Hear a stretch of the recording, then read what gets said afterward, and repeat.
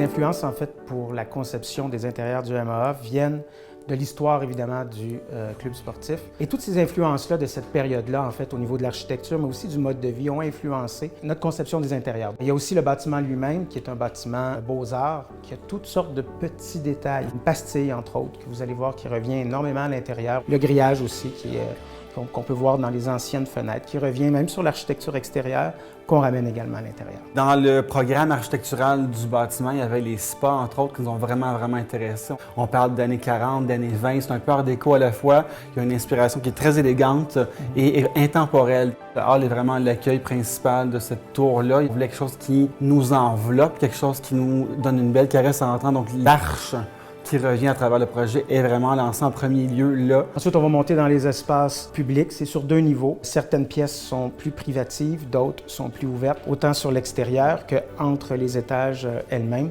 C'est des lounges à colonnade extrêmement expressifs avec une belle grande vue sur le centre-ville de Montréal. Les terrasses sont verdoyantes, sont luxueuses aussi. On retrouve beaucoup de confort dans l'immobilier. Au niveau des intérieurs, des unités d'habitation proprement dites, on a évidemment les classiques, les exécutives et les penthouses.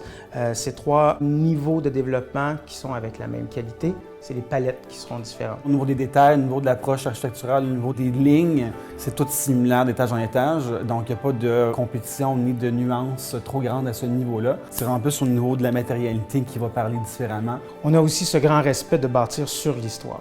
Avec le club sportif qui est en dessous, on continue à faire vivre ce lieu-là qui est le club MAA, en lui rajoutant une nouvelle vie sur le dessus et en amenant quelque chose de nouveau à quelque chose d'ancien, mais tout en respectant la tradition du lieu, son histoire et son patrimoine.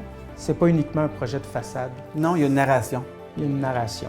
Alors la profondeur, pour moi, dans ça C'est important. particulièrement marquante, de l'architecture jusqu'aux intérieurs.